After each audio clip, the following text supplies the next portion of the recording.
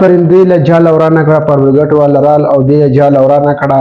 دی په دی وجه ورانه کړه دی غو کې وستن کې و دې له اور اخستې او دې په جې ورانه کړه دنه په دا بیا راغلا چې دی خلک دوه ټکی نیولیو هغه ټکی ورته او خو اسمان ته مخ خلو کړه او لا پکې په ګلو جړل نو ډیزرټ هغه وخت کې به دې له خلکو ویډیوګانې جوړ کړه او ویډیوګانې ډیزرټ ډېر وایرل شوه هغه وخت په دې حکومت د پولین والا نه دا وکیل تر غلې او پرون دا اډر وکړ په ګټ ولته چې دا د جل مغه سیستم هغه ته زر جوړه کوي چې به د جل جوړه کړه به دوره په څور پس بیا راغله به بچ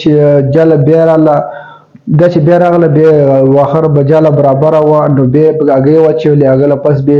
ټیم بچي وشلو بچي به غړشل به هغه بچي والیتل مطلب چې داسې یو دی د جل نور نه ولا خو د اور وجیرانه کړه مطلب فلین حکومت کې داسې دی دومره خدمت وکړو ځکه چې پاکستان کې راغلي و تاسو څه دا به جوړ کړی وي او جوړ کړی به نه وي ځکه چې دې مرغې د الله فقط ګیلا وکړه نو دې فلین والا پکې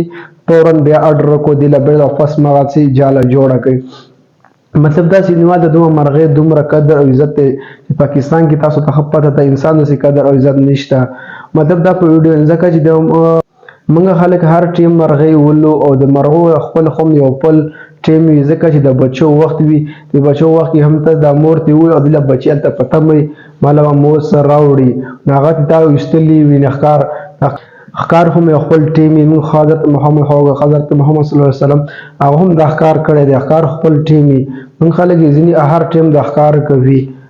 دا واقعي فلین کې راغلی و د مرغې له جال ورانه کړه او ما ټیم کې بیا جوړه کړه نو داسې دغه دومره غوښلو مرغې دومره قدر وشو نزي پاکستان کې چې داسې انسان ځکه قدر نشته مل دا ویډیو تاسو په دې نه جوړه کوم یک ډېر سبق اموز او ویډیو واقعیا ده دا ویډیو په سوشل میډیا په هر پلیټ فارم باندې اپلوډ کیږي دا ډېر وایرل ده فلین ملک بد انسان سبا قدر وی او عزت به وی ځکه چې دې مرغې دومره دا وکړو نو تاسو خپل هم پته لګي دې مرغې اندازه لګي بس ملکونه هم ملکونه شته نه دا ویډیو تاسو شریک کوم ځکه دا هر پلیټفارم باندې هر سړی دا ویډیوګانې راخلي اپلوډ کوي ډېر ټیم نو دا خلکو دا ویډیوګانې اپلوډ کوي دا ویډیو تاسو سره شریک ویډیو کتل ډېره مهرباني والسلام